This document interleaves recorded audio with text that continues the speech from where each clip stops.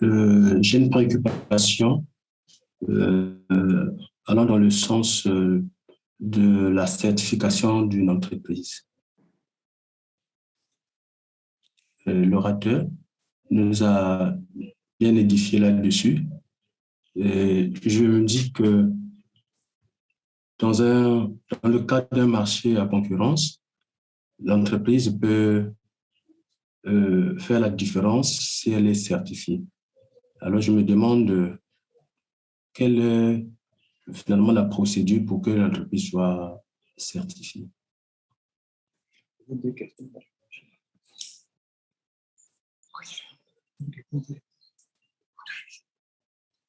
Alors, est-ce que vous avez posé deux questions à la fois, c'est ça, si j'ai bien compris? Est-ce que vous pouvez reformuler votre question, s'il vous plaît? Voilà, merci. Je parle de la certification de l'entreprise. Quelle est finalement la procédure d'une entreprise qui vient de naître, voudrait bien être certifiée. Alors, quelle est la procédure à entamer? D'accord.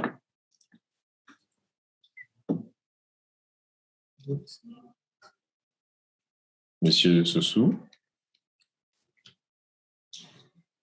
Oui, Monsieur Tassou. Oui, dites-nous. Quelle est donc la procédure pour une entreprise qui souhaiterait se certifier? Oui, Monsieur Siama, merci de votre participation à ce webinaire déjà.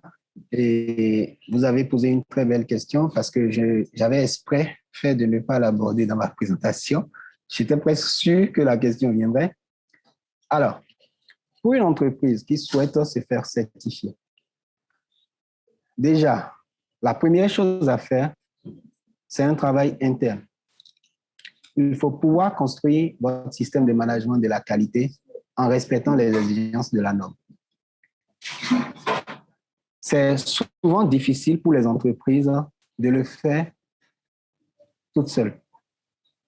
Parce que, d'un, il y a les occupations quotidiennes qui font que tout le monde n'a pas le temps d'y participer et on en fait très souvent un objectif secondaire. Alors, pour faciliter cette démarche, beaucoup d'entreprises prennent des cabinets conseils ou un consultant carrément qui vient et qui donne les grandes orientations à suivre dans ce cadre-là et qui aide l'entreprise à structurer son système de management de la qualité. Quand cette étape-là de construction du système de management de la qualité est achevée, vous faites appel à un organisme certificateur.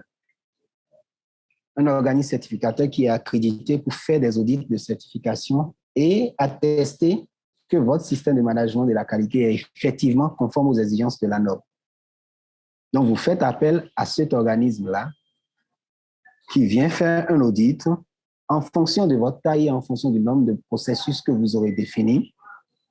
Ils feront leur audit sur 2, sur 3 jours, sur 4, etc. Ça dépend vraiment de la taille de votre entreprise.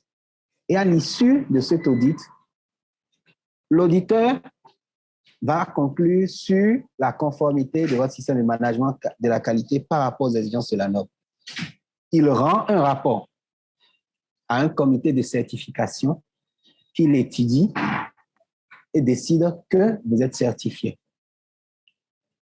Donc, l'organisme certificateur pourra vous délivrer un certificat qui est valable sur 3 ans.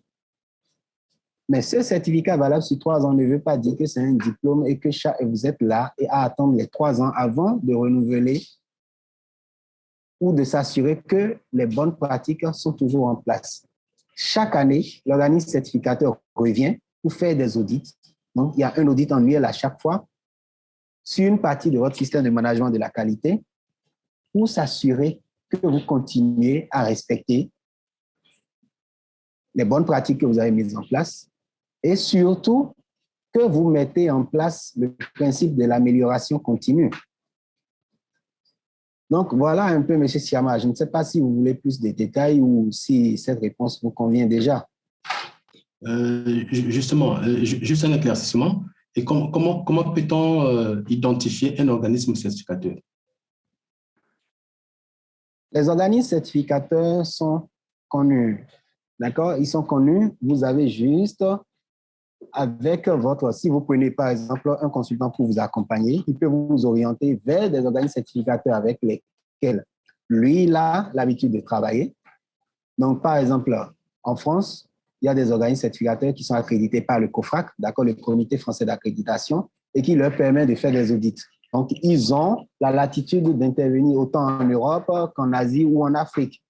Donc, vous allez juste demander auprès d'un de ces organismes-là de vous faire une proposition de prix et vous l'étudiez, vous acceptez, ils vous font le plan d'audit, ils viennent auditer. Donc, si vous voulez identifier par vous-même et que ce n'est pas votre consultant qui vous oriente, vous allez sur Internet, vous recherchez.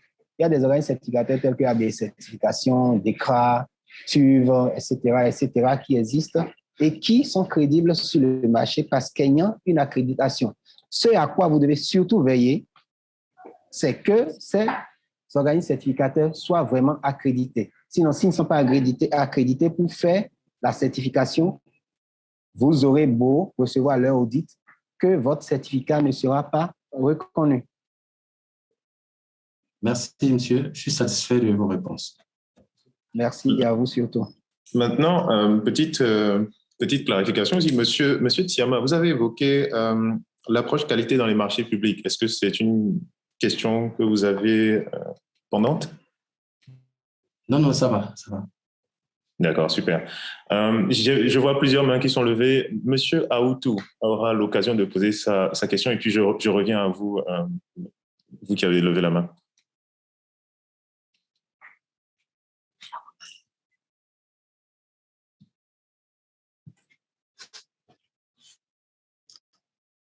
Monsieur Aoutou, vous pouvez poser votre question.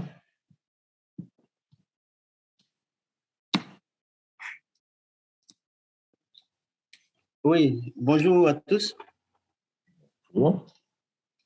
Bonjour modérateur, bonjour formateur. D'entrée de jeu, je voudrais féliciter le formateur pour sa présentation, ainsi que l'équipe de Bass Consulting pour l'initiative.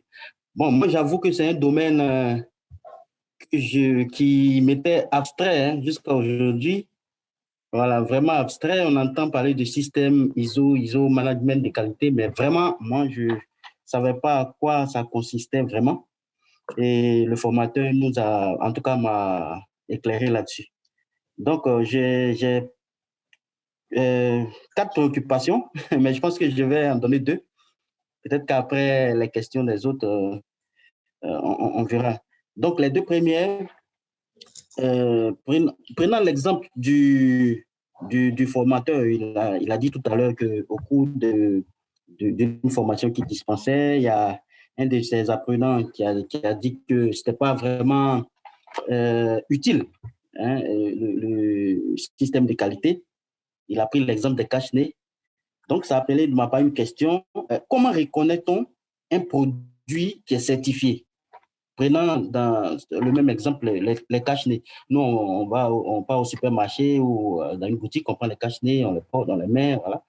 Comment on reconnaît un produit? Est-ce qu'il y a une marque ou bien une attestation pour que le client reconnaisse un produit qui est certifié? Et dans nos administrations, ça c'est la deuxième question, dans nos administrations, on entend parler de ISO version 2008, 2015. Je voudrais d'abord savoir ce que c'est, les différentes versions, quelle est la différence. Et puis, le système fait maison, voilà, au niveau des administrations. Vous avez parlé dans votre présentation du système fait maison.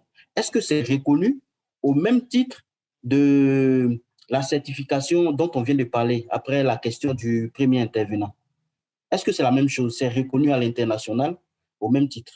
Donc, voici mes 2 questions. Merci, modérateur. Excusez-moi, hein, est-ce que vous pouvez, monsieur Aoutou, préciser si c'est administration publique ou privée? Non, public.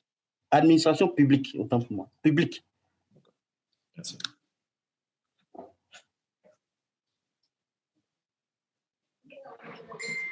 Oui, merci, monsieur Aoutou. Alors, j'ai bien noté vos questions. Vous voulez savoir comment reconnaître un produit certifié. Alors, lorsqu'un produit est certifié, il porte la marque de certification. D'accord? Mais attention, nous avons aujourd'hui beaucoup de produits sur le marché qui portent des marques de certification qui en sont que des versions fausses. Pour s'assurer de la certification d'un produit ou d'une entreprise, il y a un code, d'accord, un numéro qui est attribué par l'organisme certificateur à ce produit ou à cette entreprise-là, à sa certification. Donc, vous pouvez aisément, en tant qu'un client, prendre ce code, aller sur le site de l'organisme certificateur pour vérifier si effectivement ce numéro est enregistré chez eux au nom de cette entreprise ou de ce produit. Donc, pour vérifier si un produit est certifié, vous pouvez voir sur son emballage et voir les inscriptions, mais en prenant garde à ce que ce ne soit pas une inscription juste copiée quelque part et qui est venue et qui a été collée sur le dit produit. Vous avez la possibilité d'aller vérifier auprès de l'organisme certificateur si effectivement le produit est enregistré auprès d'eux ou si l'organisme qui se dit être certifié est enregistré. Pour la deuxième question que vous avez posée. Si vous permettez, pour la première question, pour qu'on évacue, est-ce que vous pensez, raisonnablement, est-ce que vous pensez que le citoyen ordinaire a le temps, prenons toujours l'exemple du cache-nez, a le temps de faire toutes ces vérifications sur les produits, je dis, élémentaires? On a un carton de cache-nez, on prend un, on rentre au supermarché. Est-ce qu'on a le temps de vérifier ça? Est-ce que c'est possible? C'est vrai que c'est l'idéal, mais est-ce que dans la pratique, vous pensez que c'est possible, c'est faisable sur tous les produits systématiquement? Ok. Je vais vous répondre ce que j'ai répondu à mon étudiant quand il m'a posé la question. On confère le rôle du contrôle des produits qui viennent dans un pays à l'État. Donc, l'État met en place les structures qu'il faut pour garantir ce niveau de qualité à ses citoyens. Donc, dans les tests de loi, d'accord, qui sont applicables dans un pays, il y a les dispositions qui sont prises par rapport à chacun des produits qui doivent y venir. Donc, l'État est garant de cette qualité-là, si je peux m'exprimer ainsi. Il est vrai que nous-mêmes, en tant que citoyens, on peut aller au-delà de notre propre curiosité et aller chercher à savoir si, effectivement, une inscription, une marque de qualité est reconnue ou pas. Nous avons également les associations de consommateurs qui font ce travail-là pour nous. Donc, c'est autant d'aspects sur lesquels ils s'appesantissent pour aller rechercher la véracité des certificats que certains acteurs affichent sur leurs produits. Ça peut aller, M. Aoutou? Oui, c'est bon, merci. C'est bon maintenant? Merci à vous. Alors, je peux passer à la deuxième question. Oui. Donc, système fait maison. Oui, le système fait maison n'a pas de reconnaissance à l'international.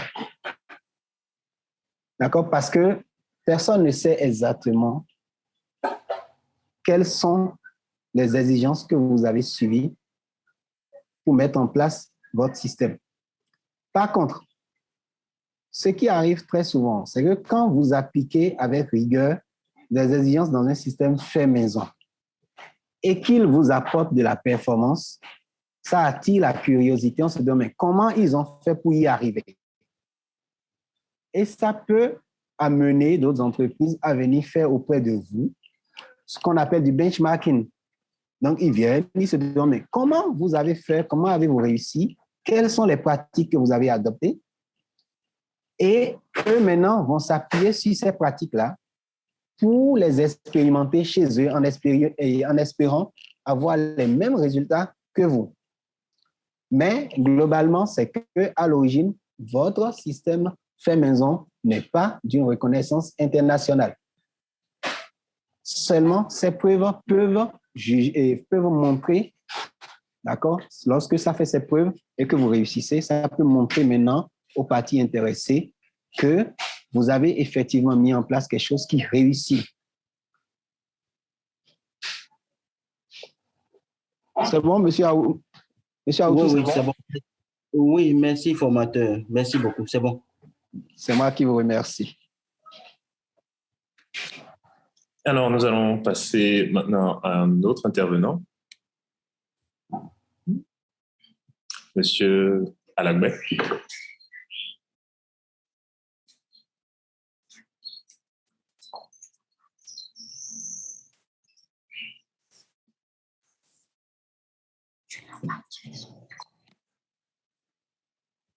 Allô, oui.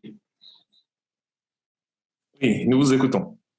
OK, merci beaucoup au formateur et aussi à l'équipe de BAS Consulting. Moi, ma préoccupation, je ne sais pas s'il a été distrait. Je voudrais que le formateur me donne quelques exigences, par exemple, de la norme ISO 2000, ISO 9001. Voilà. Merci.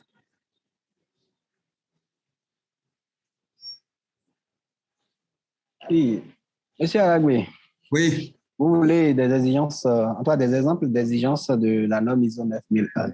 oui. Bon. Les exigences de la norme, je l'ai brièvement annoncé au cours de la présentation parce que nous ne pouvons pas faire dans le détail. Pour faire dans le détail sur toutes les exigences de la norme, on aura besoin d'au moins 3 à 4 jours de formation, de 8 heures de temps au moins, d'accord, afin d'aller vraiment dans les meilleures explications. Mais de façon globale, la dernière version de la norme qui est actuelle, d'accord, Oui. c'est celle de 2015. Elle Oui. comporte 10 articles d'exigence. Et 10 articles, pardon. Et dans les 10 articles, les 3 premiers sont des exigences et des articles génériques qui ne sont pas des exigences en tant que telles. C'est juste que ça annonce le domaine d'application de la norme, quelles sont les références auxquelles on a fait appel et quels sont les thèmes et définitions qu'il faut pouvoir connaître dans le cadre de l'application de cette norme-là. Donc, à partir de l'article 4, nous avons maintenant les exigences à appliquer. Et au niveau de l'article 4, l'exigence à ce niveau concerne l'organisme et son contexte. Donc, le contexte de l'organisme. Et dans le cadre de cet article-là, on parle en gros de connaître l'environnement dans lequel l'entreprise évolue, donc son contexte, que ce soit sur le plan politique, économique, légal, environnemental, social et autres. Et maintenant, sur la base de la connaissance de cet environnement, de ce contexte, on en ressort qui sont les parties intéressées, les parties prenantes, et construit notre système de management de la qualité en interne qui s'adapte à cet environnement-là. Ça permet de ne pas avoir des systèmes de management qui sont en déphasage avec la réalité dans laquelle l'entreprise évolue. D'accord. Ouais, donc là, par exemple, c'est le premier article d'exigence de la norme. Le deuxième article, c'est l'article 5 qui parle du leadership, donc qui donne toutes les exigences en matière de définition de politique, d'objectifs, de répartition des rôles et responsabilités. Oui. D'accord? Et en article 6, j'avais parlé de la planification.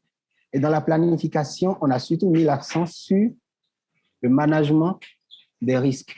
Donc, identifier quels sont les risques auxquels l'entreprise est soumise, mais également les opportunités.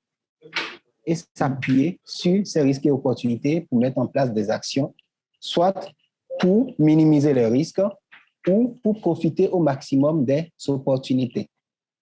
Oui. L'article 7, c'est l'article intitulé Support. Okay? Dans cet article, vous avez tout ce qui concerne les ressources, et le management des ressources. Donc, ressources humaines, comment vous recrutez, comment vous définissez les rôles et responsabilités, les attributions du personnel, comment vous identifiez que ces personnes sont compétentes pour réaliser les activités qui leur sont confiées. Dans ces cadres, vous allez voir dans certaines entreprises, on utilise des outils tels que les grilles de qualification, des matrices de compétences qu'on met en place pour suivre et évaluer périodiquement les compétences du personnel. D'accord? Donc, voilà quelques exemples que je peux déjà donner. C'est bon, c'est bon. OK. J'ai compris, merci. Oui. Merci à vous aussi.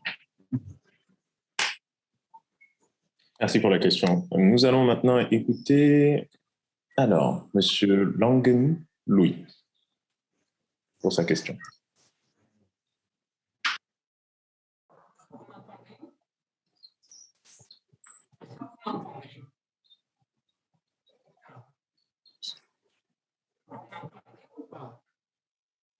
Monsieur Langen.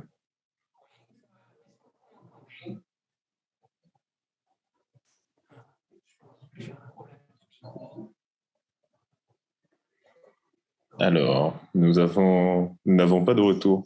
Monsieur Langenou, vous êtes là?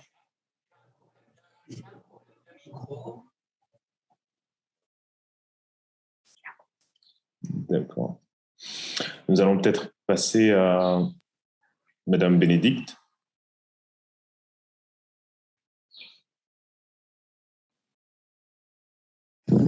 Allô, merci. Bonjour. Bonjour à vous. Merci de m'avoir accordé la parole. Je me suis trompée d'heure et je me suis connectée tardivement. Le formateur était presque à la fin. Mais je tiens à poser ma préoccupation. Je ne sais pas si ça a été déjà dit. Je voudrais savoir la différence entre une accréditation et une certification. Merci.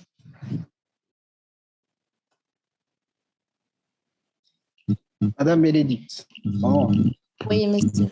Heureusement, vous nous avez rejoints, sinon on serait parti sans connaître la différence entre la certification et l'accréditation. Alors, je vais commencer par la certification. La certification est donnée essentiellement pour les produits, les entreprises ou les personnes. D'accord? On peut certifier un produit. Donc, ça veut dire qu'on apporte une attestation que ce produit-là répond à des exigences bien définies. C'est pareil pour une entreprise, c'est pareil pour une personne. Donc, on peut certifier qu'une personne a des compétences pour, par exemple, réaliser des audits sur des systèmes de management de la qualité. Donc, on certifie cette personne. Mais par contre, l'organisme qui doit procéder à la certification, il faut bien que quelqu'un s'assure que cet organisme-là aussi a les compétences qu'il faut pour aller certifier. C'est de là que naît l'accréditation. L'accréditation qui est l'attestation apportée pour dire qu'un organisme a les compétences qu'il faut pour aller certifier un produit, une personne ou un autre organisme. On parle également de l'accréditation dans le cas des laboratoires. On ne certifie pas les laboratoires sur les produits, pas les produits, sur les essais ou analyses qu'ils font, mais on leur donne des accréditations pour ces analyses-là. Donc, on peut dire qu'un laboratoire est accrédité pour réaliser tel type d'analyse parce que les différents protocoles qu'ils ont mis en place, le matériel qu'ils ont développé est conforme aux exigences normatives dans le domaine, dans le secteur d'activité. On accrédite également les organismes d'inspection. Donc, un organisme qui est mis en place pour aller faire des inspections sur le terrain, aller inspecter des produits agroalimentaires, des produits agricoles et autres. On peut donner une accréditation à cette entreprise-là, aussi à cet organisme, pour dire oui, ils ont les compétences pour aller faire les inspections. Je ne sais pas si je me suis fait clair dans mon explication, Madame Bénédicte, et si vous en êtes satisfaite. Oui, très bien. Merci beaucoup. C'est moi qui vous remercie. Alors, nous allons passer à Monsieur Sarr. Il y a une question à poser. Monsieur Sarr. Oui, bonjour monsieur. Bonjour. Comment allez-vous? Donc, nous remercions pour donc, la présentation. Donc, j'ai deux questions, à savoir, est-ce qu'il existe un code qui définit donc, les normes et aussi s'il y a aussi les procédures à respecter pour avoir une certification? Donc, ISO, que ça soit ISO 9001, que ça soit ISO 14001. Voilà. Merci.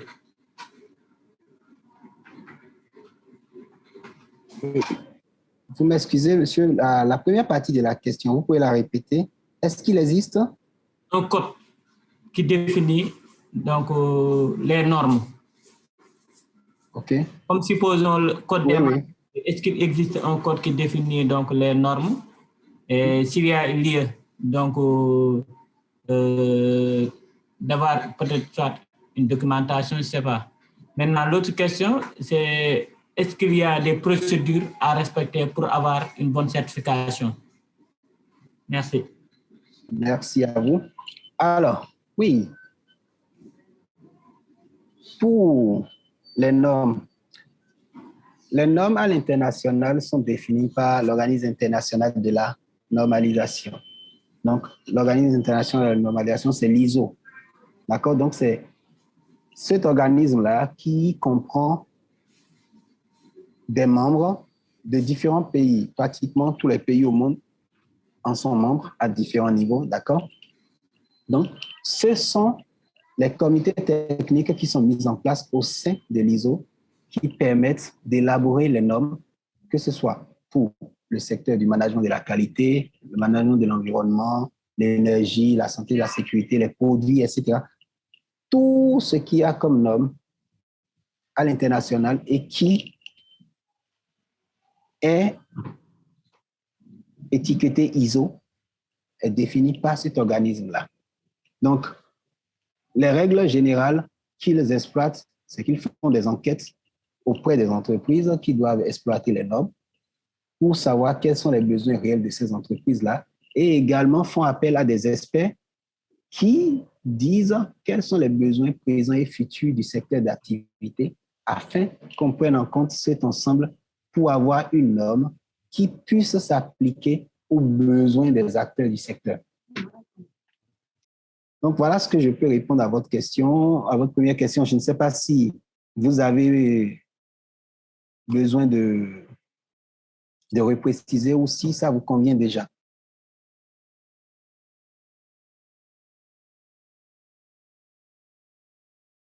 Est-ce qu'il est là? Monsieur Sarr? Bon, nous l'avons peut-être perdu en cours de route. Alors, nous avons Monsieur Languenou Louis qui est de retour. Nous allons écouter sa question.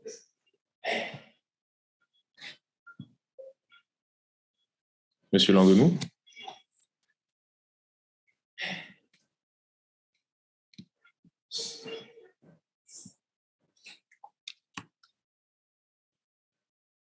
Est-ce que vous m'entendez? Oui, monsieur Languenou, nous vous entendons. Oh, d'accord. Merci, merci pour cette présentation. Donc, moi, je suis un ancien directeur des achats et consultant en formation achat, approvisionnement. Et donc, ma question est un peu provocatrice. Les référentiels ISO 9001 ont évolué en passant par 1987, 94, en 2008 et 2015. Alors, j'ai connu effectivement ces quatre référentiels. Et la question que je pose, c'est n'y a-t-il pas une limite à l'évolution de cette norme? Ou alors, est-ce que ce sont les organismes de certification qui veulent assurer leur avenir? Merci, monsieur Languenou. Votre question, elle est très, très légitime parce que, effectivement, beaucoup se demandent si les évolutions de la norme ne sont pas justes pour pouvoir assurer la survie et assurer le marché pour les entreprises, les organismes de certification. Mais la réponse que je sers souvent pour cette question et qui est celle qu'on adopte tous quand même, c'est qu'en réalité, le contexte de l'entreprise est évolutif. Il n'est pas figé. Pour exemple, la dernière révision de 2015, il y avait une partie des membres de l'ISO qui souhaitaient que l'on fasse entrer des exigences en termes de finances. Mais la question qui s'est posée, elle est celle-ci. Si on met en jeu les finances dans le cadre d'une certification, est-ce que les petites entreprises vont pouvoir suivre? Donc, les aspects financiers risquent d'être discriminatoires. Alors, pour le moment, ils ne l'ont pas mis en 2015, mais rien ne prouve qu'à une prochaine révision, ça ne va pas refaire surface avec peut-être des réaménagements pour permettre à toutes les entreprises de toujours mettre en place un système suivant ISO 9001. Puisque l'objectif pour ISO 9001, c'est d'avoir une norme générique qui puisse s'appliquer à tout le monde. Donc, même si on pourrait se dire que ces évolutions vont permettre la survie des organismes de certification, le premier besoin est surtout d'adapter les exigences au contexte de l'entreprise et lui permettre à chaque fois de faire un pas de plus vers l'excellence. Donc, c'est surtout ça. Oui, je suis absolument d'accord avec vous. Et si ma question était provocatrice, c'est parce qu'effectivement, je dirais le problème que l'on rencontre, enfin, je vais parler de la France, mais je pourrais aussi parler un peu d'Afrique, mais le problème que l'on rencontre, c'est des petites entreprises qui ont, je dirais, un système de qualité, bien qu'il ne soit pas certifié ISO, ont un système un système de qualité véritablement bon.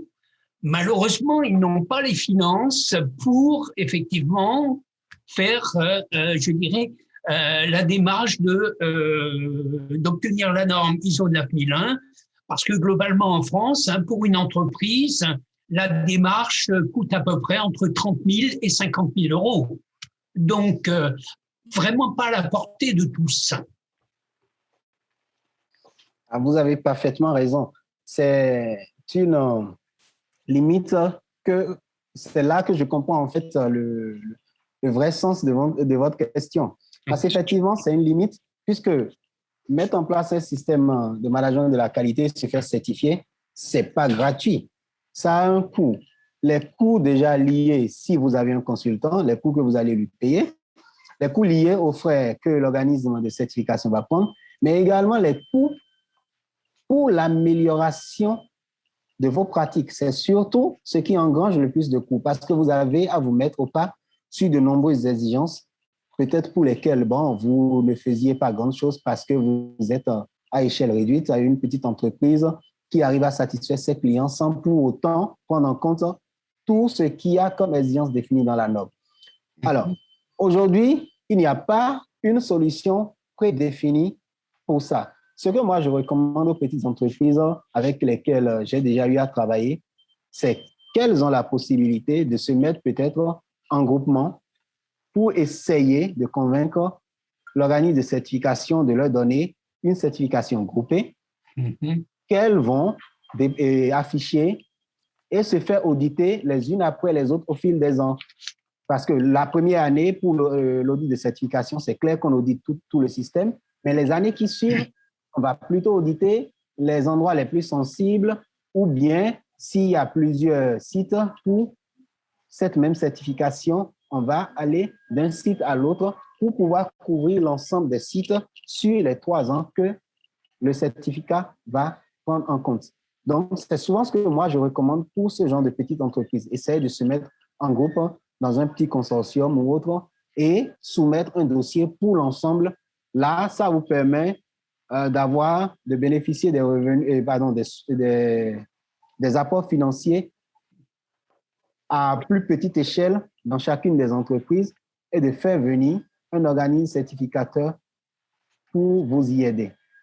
Donc, je ne sais pas s'il y a une autre façon de faire pour le moment, mais c'est cette approche que moi, je développe avec les entreprises que j'ai déjà eues. D'accord. Non, je comprends totalement votre réponse, effectivement. Je pense que c'est peut-être la voie pour les petites entreprises.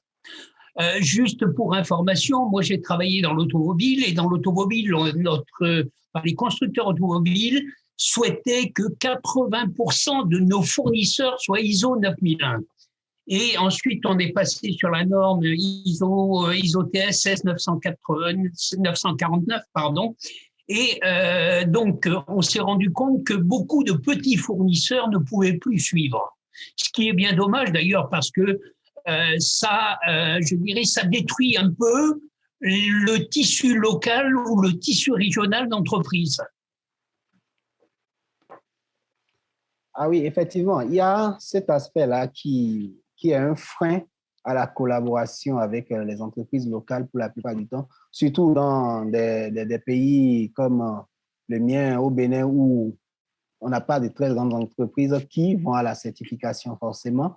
Donc, j'ai eu le cas sur un projet où j'ai travaillé et où le maître d'ouvrage exigeait qu'on puisse me donner des marchés qu'à des entreprises certifiées ISO 9001.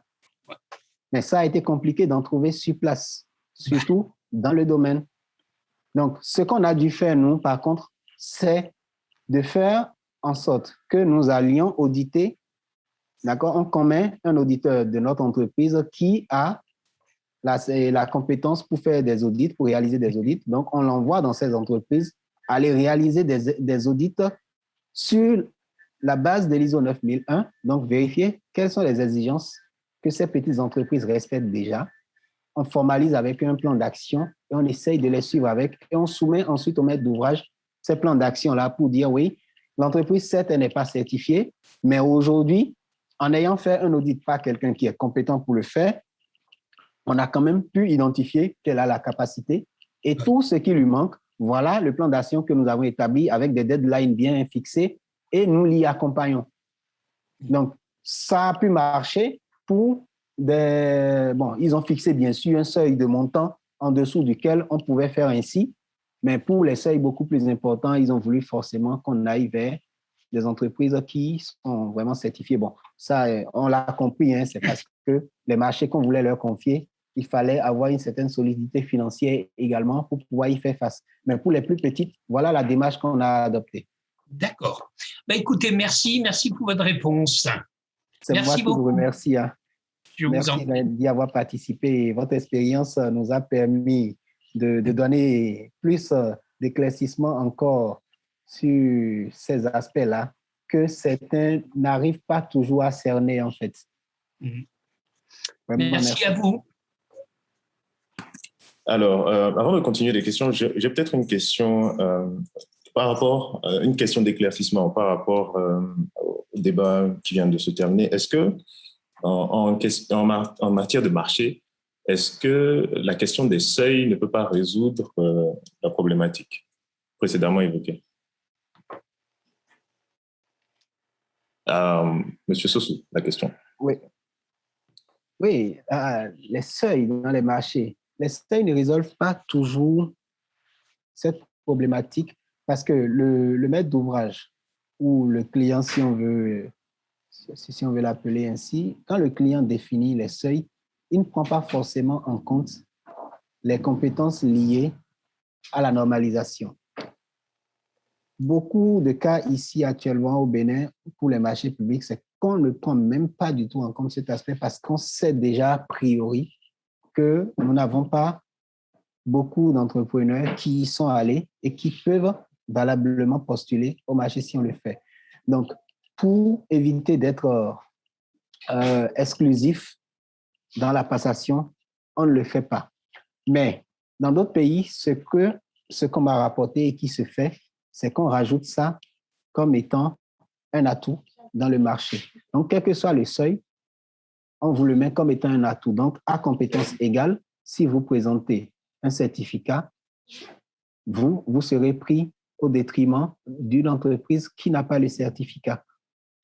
En l'occurrence, pour le projet dont j'ai parlé, c'est parce qu'à un moment donné, on s'est dit, bon, si on donne un seuil de marché de, je suppose, 100 000 € à une entreprise, c'est parce que l'entreprise, elle a les capacités d'y faire face. Donc, si elle a les capacités d'y faire face, c'est qu'elle a les moyens. Et en ayant les moyens, c'est qu'elle peut investir un peu de ces moyens-là pour formaliser son système de management de la qualité et donner plus de confiance à ses clients et à ce maître d'ouvrage-là qui attend un résultat bien défini du marché qu'il lui confie. Donc, voilà un peu, M. Tossou, ce que je peux dire à ce sujet. D'accord. Merci beaucoup. Nous avons une question rapidement de Madame Anita qui demande qu'est-ce que BAS Consulting pense de la SOAC? Je n'ai pas bien entendu la fin de la question. Qu'est-ce que BAS Consulting pense de la SOAC? Je suppose que... Ah oui, la SOAC. Voilà. Oui. Ah, non, mais c'est une bonne initiative. C'est juste que là, jusqu'à présent, on n'a pas encore les véritables impacts qu'on en espérait. Parce qu'aujourd'hui, beaucoup d'entreprises, encore pour se faire certifier, font venir des auditeurs de l'Europe ou de la région maghrébine. Alors que si la SOAC avait beaucoup plus d'impact et réussissait dans ce projet-là, ça va réduire déjà les coûts pour les entreprises qui souhaitent aller pour la certification parce que c'est beaucoup plus délocalisé. Et bon, voilà quoi, permettre d'en avoir plus. Je ne sais pas si ça satisfait Mme Anita, mais c'est ce que je peux lui dire à ce sujet. D'accord, merci. Nous allons passer à Mme Chibozo. Ah, pardon. Avant, Orphée. Je ne peux en dire plus, malheureusement. Orphée, donc. Est-ce que M. Orphée peut poser sa question?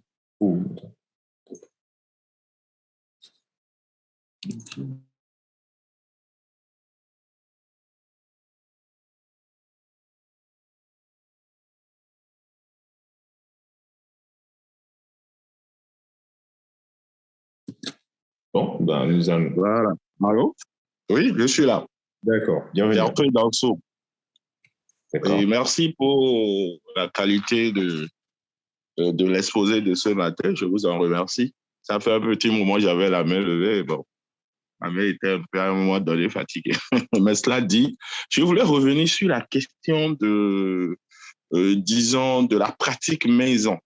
Et je souhaiterais que vous leviez tout équivoque, du moins.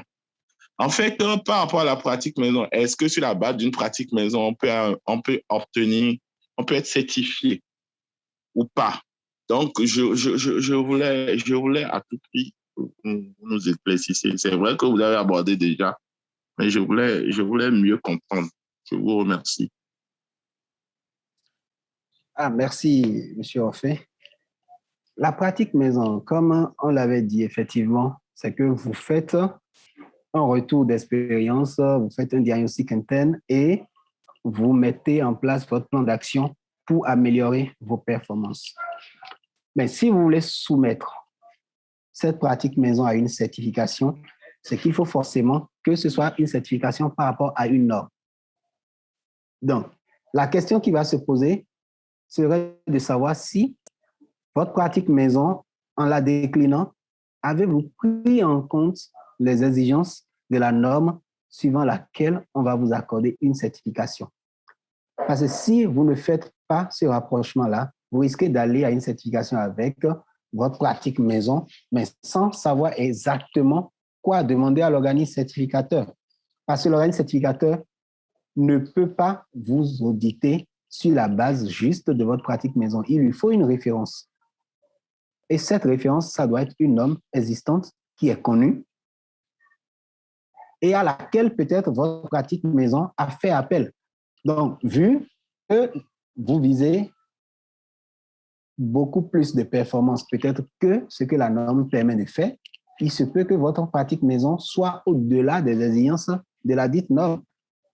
Donc, en présentant alors votre management de la qualité fait maison à une certification, vous pouvez la réussir, mais ça revient toujours, comme je l'ai dit, à spécifier à l'organisme certificateur quel est le référentiel suivant lequel vous avez besoin d'être certifié. Donc, vous vous assurez que votre fait maison est conforme à la norme que vous avez choisie et vous y allez. Mais si ce n'est pas le cas, c'est que vous ne pouvez pas ambitionner avoir une certification. Dans ce genre de cas, la seule chose que les gens font souvent, c'est des autodéclarations de conformité.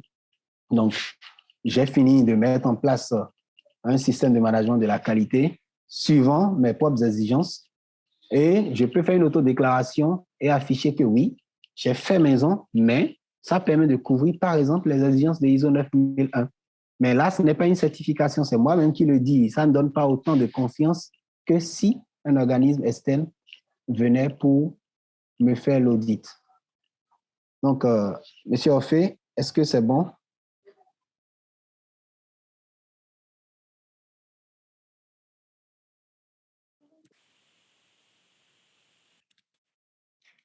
Monsieur Orphée.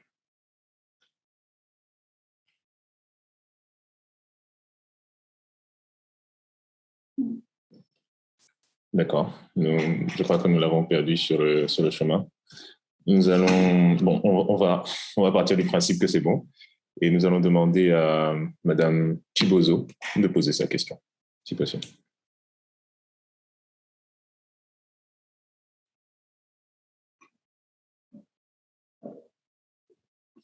Madame Chibozo.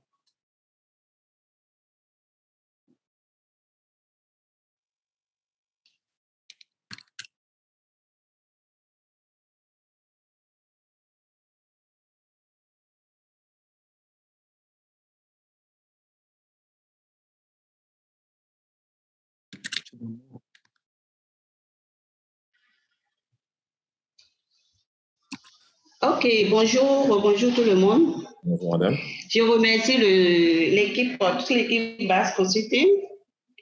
Félicitations monsieur Sossou, monsieur Boris pour la présentation. Voilà, j'ai suivi la présentation et les questions. J'ai juste une préoccupation. Vous me suivez? Allô? Oui, nous vous écoutons, madame. Voilà. Est-ce qu'il y a une différence entre les organismes certificateurs et les organismes d'accréditation? Les organismes d'accréditation sont également appelés les organismes certificateurs. Sinon, j'ai une petite confusion à mon niveau. Et aussi, lors des réponses de M. Sossou, j'ai dû écouter, entendre quelque chose, une phrase, certification d'une personne, des produits. Voilà. Parlant de certification de la personne, est-ce qu'on peut parler de la qualification de la personne? Aussi, je veux avoir des éclaircissements sur ces deux phrases-là. Maintenant, pour finir, il avait évoqué une formation, je pense que c'est sur le lien entre le SNQ et la performance. Et comment et quand cela va se dérouler. Merci bien. Merci, Madame Chibozo. Merci. Bon? Oui, merci, Madame Chibozo. Alors, si j'ai bien compris votre préoccupation, par rapport à la certification des personnes, oui, la certification des personnes se fait. Les auditeurs, par exemple, pour pouvoir auditer pour le compte d'un organisme de certification, on est obligé de vous apporter un certificat qui dit que vous êtes compétent pour le faire. Et il y a des normes qui régissent cela. Donc, c'est suivant les normes qui régissent le domaine d'activité où vous voulez vous positionner qu'on peut certifier de la compétence de votre personne. Donc, ça se fait pour les auditeurs, par exemple. Les auditeurs qualité doivent être certifiés. Donc, il y a des organismes qui sont réputés pour cela. Pour ne pas faire quand même de pub, je peux quand même citer déjà l'IRCA ou l'ICA, qui sont des organismes qui le font. Le PSCB également commence par certifier, etc. Donc, ce sont des organismes qui s'appuient sur des normes qui disent quelle est la démarche pour auditer et s'assurer que la personne qui va auditer respecte ces exigences-là avant de lui donner le certificat. La deuxième question, est-ce que Madame Chibozo peut répéter ou bien vous voulez faire un complément par rapport à la première question déjà? Oui, justement. est-ce que, bon, si on reçoit un auditeur, est-ce que l'entreprise peut lui demander son certificat? Ce n'est pas exclu, hein, vous pouvez. Vous pouvez le faire. Vous pouvez le faire parce que déjà, même au cours des audits, si avant même que l'auditeur ne vienne, on vous envoie un plan d'audit, on vous met en contact avec l'auditeur et vous savez qui c'est. Si vous pensez qu'il y a un conflit d'intérêt, par exemple, avec cet auditeur-là, vous êtes en possibilité de dire à l'organisme certificateur que vous ne pouvez pas accepter que cet auditeur vienne chez vous parce que peut-être il travaille chez un concurrent à vous ou peut-être que vous avez un conflit d'intérêt sur un autre projet, etc., etc. Donc, vous avez bien cette possibilité-là de demander à savoir quelles sont les compétences de la personne qui vient vous auditer. Parce que n'oublions pas, venir auditer, ce n'est pas seulement venir trouver des écarts et repartir. C'est aussi apporter un plus à l'entreprise. Donc, si l'auditeur qui vient n'a pas une certaine expérience et ne peut pas vous apporter de la valeur ajoutée, vous pouvez demander à ce qu'on vous trouve une autre personne avec de meilleures compétences. Donc, pour ce que je disais tout à l'heure, lorsque vous prenez par exemple la norme ISO 17021 de mémoire qui traite de l'impartialité, quand on veut certifier un auditeur, on doit s'appesantir sur cette norme-là pour essayer de voir si effectivement il fait preuve d'impartialité. Voilà. OK. Ça peut aller, Madame Chibozo? Oui, c'est bon, merci. Merci à vous surtout. Alors, je crois que Madame Chibozo a parlé d'une formation. Elle a évoqué une formation. Je tiens à préciser que cette formation aura lieu en ligne. Et en Non, s'il vous plaît, il restait 2 questions. D'accord. Pardon. Bah, Monsieur Sossou? Madame Chibozo, vous voulez poser une autre question? Non, il y avait une question. Par rapport à la formation de Casablanca. Non, organismes certificateurs et organismes d'accréditation. Oui. Je n'avais pas bien saisi la question, pardon. En fait, est-ce qu'il y a une différence? Les organismes d'accréditation peuvent certifier aussi les entreprises aux produits? Oui. Dans l'organisation que j'ai décrite, vous avez le produit, les entreprises et les personnes qui peuvent être certifiées par des organismes de certification. Ça, c'est le premier niveau. Donc, entre entreprises, produits, personnes qui peuvent être certifiées par des organismes certificateurs. Maintenant, les organismes certificateurs eux-mêmes doivent être accrédités, d'accord, par des organismes d'accréditation.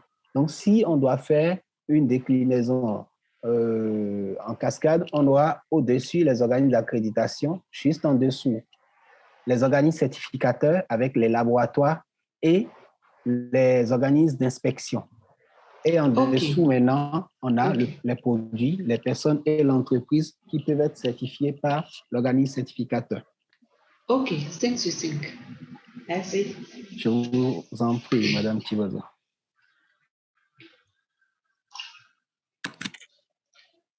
Alors, donc, je vais revenir sur la question de la formation. Et comme évoqué par Madame Chibozo, donc je disais que la formation aura lieu en ligne et en présentiel. La phase présentielle sera probablement à Casablanca. Par contre, actuellement, nous ne pouvons pas encore vous donner les dates. Elles seront communiquées ultérieurement via les différents canaux qui sont soit notre page LinkedIn, nous vous enverrons le lien tout à l'heure, soit la liste de distribution d'emails.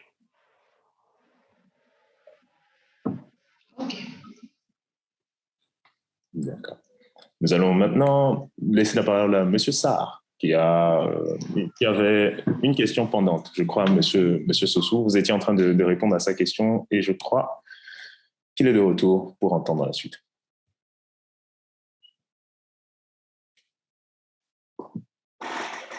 Alors, pour M. Sarr, la question, je jette rapidement un coup d'œil à mes notes. Oui. Donc, monsieur, ça voulait savoir quelles sont les procédures pour être certifié. La démarche, je l'ai décrite précédemment. Lorsque vous voulez être certifié, vous choisissez votre référentiel de certification. Donc, si c'est ISO 9001 pour le management de la qualité, ou si je suppose ISO 14001 pour le management de l'environnement, ou l'ISO 45001 pour la santé et la sécurité au travail, vous choisissez votre référentiel. Il y a plein d'autres normes suivant lesquelles vous pouvez être certifié. J'ai juste pris ces trois-là parce que souvent, on les met en système de management intégré pour aller à la certification en un coup avec ces trois normes. Alors, donc, avant de vous faire certifier, vous choisissez votre référentiel de certification. Vous mettez en œuvre les exigences de ce référentiel en interne. Vous pouvez le faire tout seul ou pour aller plus vite et vous faciliter la tâche, prendre un consultant pour vous y aider. Donc, une fois que vous avez mis en place ces exigences au sein de votre entreprise, vous faites des audits dits à blanc pour pouvoir identifier les écarts éventuels qui subsisteraient. Et quand vous êtes sûr et certain que votre système est prêt, vous faites appel à un organisme certificateur pour venir faire un audit de quelques jours chez vous pour s'assurer que ce système répond aux exigences de votre référentiel que vous avez choisi. Ensuite, il communique ces résultats au comité de certification qui étudie le rapport et vous décerne votre certificat valable pour 3 ans. Donc, est-ce que ça répond à la préoccupation de M. Sarr ou c'était plutôt sur un autre pan que sa question était formulée? Oui, c'était ça. Vous avez répondu donc à ma préoccupation. La mesure où donc, vous avez parlé des principes à respecter pour donc, la certification. Donc, je suis satisfait. Okay. Merci à vous, M. Sarr. Je vous en prie. Merci, M. Sarr. Nous allons laisser probablement la dernière question, d'ailleurs, de M. Aoutou. M. Aoutou.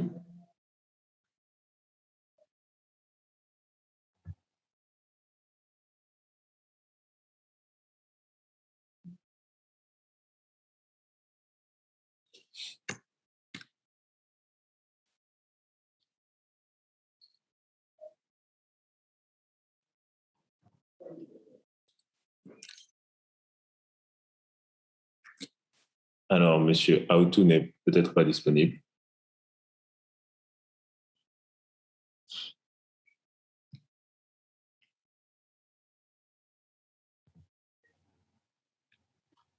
Oui, j'avais mon micro fermé. D'accord. Vous me recevez? Oui, je vous en prie, allez-y. Oui, j'avais 2 questions, mais la dame qui a pris la parole tout à l'heure a posé l'une d'elles. Hein. C'était sur la certification des personnes. Voilà, des personnes. Mais dans le prolongement, je voudrais savoir, est-ce que cette certification des personnes-là, hormis le cas des auditeurs dont le formateur a parlé, est-ce que ça peut s'appliquer aux personnes en tant qu'aux dirigeants d'entreprise? Par exemple, un dirigeant d'entreprise dit que voici les règles que je vais établir pour, des règles maison, établir des règles maison pour attester qu'il est un bon dirigeant. Est-ce que dans ce sens-là, les normes ISO peuvent s'appliquer? Deuxièmement, au cours de la présentation, le formateur a parlé de leader. Il a répété chaque fois, il faut faire preuve de leadership. C'est le leader qui doit impulser tout ce système de management de qualité. Mais par leader, est-ce qu'il entend le directeur de l'entreprise, le DG, ou bien c'est le PCA, ou bien c'est un simple agent qui a de bonnes idées, qui soumet pour qu'on applique? Et si c'est le troisième cas là, à qui ce simple agent-là soumet ses idées? Merci. Merci, M. Aoutou. Nous avons... Pardon, juste une petite minute. Voilà, oui. Donc, par rapport à la première préoccupation, à ma connaissance, pour les normes ISO, il n'y a pas une définition, on doit un certificat qui est prévu pour dire qu'un dirigeant est bon ou pas. Okay? Donc, à ma connaissance, non. Peut-être qu'en fouillant plus, on peut tomber là-dessus. Mais le dirigeant qui est mis à ce poste-là a dû être recruté sur la base de certaines compétences, donc qui ont été définies de façon interne par l'entreprise elle-même. Donc, vous avez parlé de PCA, donc ça peut être par le PCA ou par une instance supérieure qui a défini quelles sont les conditions pour recruter quelqu'un comme étant un dirigeant. Donc, ça ne peut être que ça de mon point de vue. Maintenant, par contre, pour votre deuxième question, le leader. Le leader, de façon générale, peut être un seul employé de la maison, d'accord, qui a une aura suffisante pour faire les choses aux gens. Mais le mieux, dans le cadre des systèmes de management de la qualité, c'est que le premier responsable de la maison, donc le premier dirigeant, soit lui-même un leader. Parce que quoi qu'on dise, il est le premier répondant. Et c'est lui qui donne les grandes orientations à suivre dans la boîte. Donc, s'il n'est pas un leader, il ne saura pas insuffler la dynamique. Je ne sais pas si vous arrivez à comprendre la nuance de ce que je dis. On peut bien sûr avoir en interne des gens qui ont du charisme, qui arrivent à être des leaders, mais ça ne suffit pas s'ils ne sont pas au poste de décision, notamment être le premier dirigeant.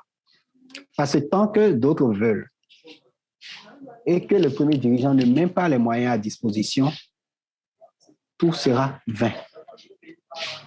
Donc, c'est du premier dirigeant surtout que je parle dans ma présentation. C'est lui qui doit être le vrai leader et insuffler la dynamique aux autres. Il peut compter sur le leadership de quelques directeurs techniques qui travaillent avec lui pour que le message soit relayé au sein de leur direction, au sein de leur service, mais c'est que lui-même en premier lieu est d'abord impliqué et arrive à faire preuve de leadership en donnant l'exemple. Donc voilà ce que je peux répondre à votre question, M. Aou. Merci, c'est très clair. Merci, formateur. Merci à vous. Merci à tout le monde pour les questions. On a atteint malheureusement la fin de la session de questions-réponses. On va envoyer un sondage de fin. Et on serait très heureux d'avoir vos retours par rapport à ce sondage-là. Par contre, ce que j'aimerais déjà vous remercier d'avoir été là. J'aimerais remercier Monsieur Sossou d'avoir pris le temps de nous éclairer sur la question du système de management de la qualité. Je crois que nous avons apprécié la qualité, excusez la blague de bas niveau, nous avons apprécié la qualité de son intervention. Nous avons aussi comme information que ces webinaires se passent tous les débuts de mois. Donc, nous vous retrouvons bientôt en début de mois prochain. Nous avons envoyé dans le chat et nous allons renvoyer aussi encore une fois l'adresse du site web et l'adresse LinkedIn sur laquelle vous pouvez nous retrouver et suivre les informations que nous partageons régulièrement. Monsieur Sossou, est-ce que vous avez un mot de fin? Je tiens vraiment en fin de ce webinaire à remercier tous les participants d'avoir placé leur confiance en Base Consulting en se connectant sur le lien, en s'y inscrivant et d'y avoir consacré leur temps parce que vous n'êtes pas les seuls à qui le lien a été envoyé, mais c'est parce que vous avez un certain intérêt pour le sujet et aussi une certaine confiance probablement en la présentation qui sera faite que vous êtes venus. Donc, je tiens vraiment à les remercier. Et aux différents intervenants également, je voudrais dire un sincère merci parce que ce sont ces préoccupations qui ont permis d'enrichir davantage la présentation, de donner plus d'éclaircissements et de permettre d'animer véritablement ce webinaire. Je tiens vraiment à les remercier pour ça. Donc, nous souhaitons vivement vous avoir avec nous sur d'autres webinaires, mais également dans d'autres séances de formation qu'on offrira. Vous aurez les informations, comme M. Tossou l'a dit, soit par les liens sur le LinkedIn ou par la diffusion dans les mails. Merci et très, très bonne suite de journée à tous.